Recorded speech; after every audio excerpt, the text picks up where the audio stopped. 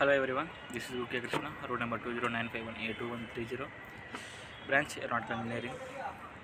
So today my topic is altitude on cruise performance.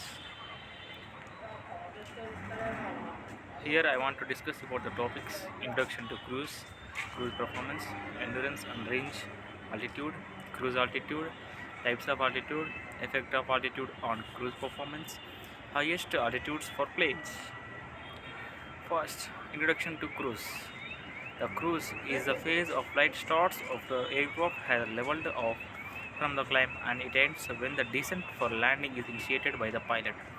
In short word, cruise is the phase of flight that falls between climb and descent. This is the performance of aircraft. First step is takeoff, then climb, then the cruise performance, cruise, then descent, then approaching and landing. So the phase between climb and descent is the cruise. Introduction on cruise performance. The main aim of cruise calculations is finding required fuel for a given flight. These calculations also provide supplementary information like maximum endurance or long range cruise speeds as well as fuel flow for a specific speed. Endurance. Endurance is the time that a helicopter can remain airborne with the fuel available. So endurance is the time where the helicopter or a plane can remain in the air within the given fuel. It will be the greatest when the fuel flow, total drag and power requirement is minimal. The maximum endurance speed for helicopters usually corresponds to a value somewhere between 50 to 70 knots. Next, range. Range is the distance traveled with the fuel available. So it is the distance which a aircraft or plane can travel with the fuel available. Maximum range speed provides the greatest distance for the fuel carried for the least fuel for the distance which is required to travel. Maximal range speed is usually used for the best fuel mileage efficiency.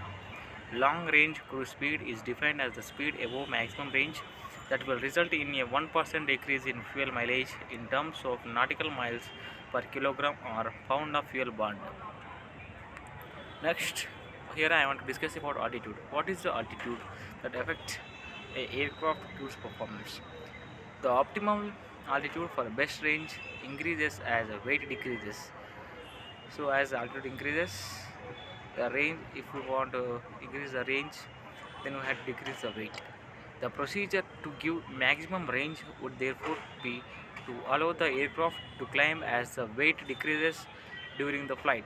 This is achieved with few step climbs during the cruise phase of the flight. Next, what is cruise altitude?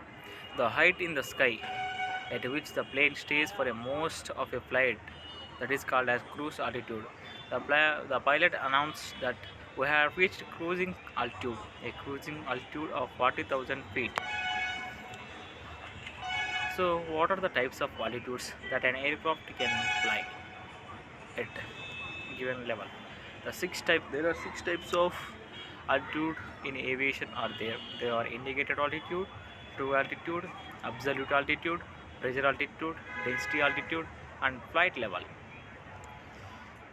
So, the types of altitudes and what they can indicate. Indicated altitude measures the altimeter reading. Absolute altitude measures the above ground level. True altitude that measures above sea level. Pressure altitude that measures above standard diatom plane. Density altitude that can tell about air density expressed as an altitude.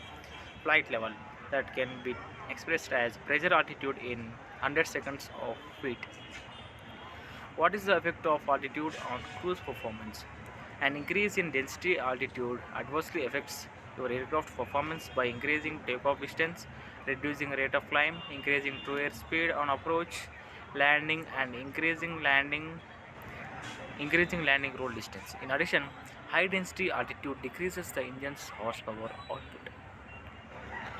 Density altitude is formally defined as pressure altitude corrected for non-standard temperature variations.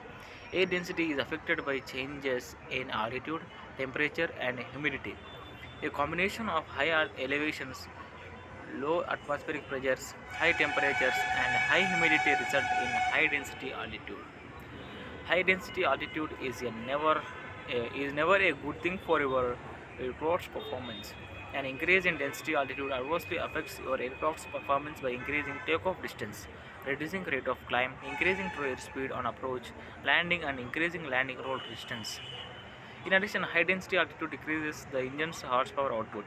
In normally aspirated engines, power and rate of climb are significantly diminished. A normally aspirated aircraft engine will lose approximately 3.5% horsepower for every 1000 foot increase in density altitude. Range increases with altitude. Increasing altitude, decreasing air density as the air became less dense, so drag is less. Less drag means that aircraft can fly faster at higher altitudes. And engine also burn less fuel to create thrust. Thus fuel flow decrease and range increases. Highest altitudes for planes.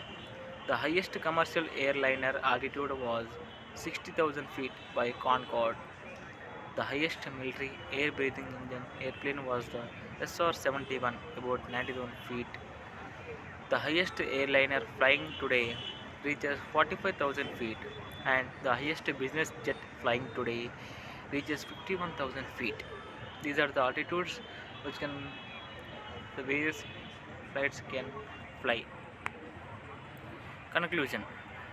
Altitude plays a key role in aircraft cruise performance. Here we can relate the altitudes that affect the performance of the aircraft, which decreases drag and increase the takeoff distance, etc. We should always pay attention to our transition, altitude and level. It's paramount to change our altimeter setting accordingly to avoid any safety hazards. Thank you.